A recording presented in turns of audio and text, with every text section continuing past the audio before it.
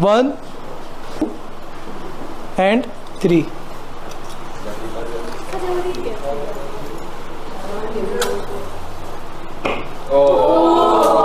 Pop sound आया?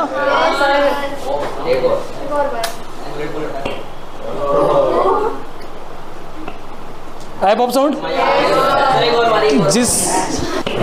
जिससे ये क्या ये हमें ये पता चल रहा है कि जैसे ही मैग्नीशियम HCl में गया, मैग्नीशियम हाइड्रोजन से ज़्यादा पावरफुल था और मैग्नीशियम ने क्या करा, मैग्नीशियम ने हाइड्रोजन को HCl में से डिस्प्लेस कर दिया, जो कि उसमें से बाहर आ रहा है और कैसे साउंड निकाल रहा है, पॉप साउंड।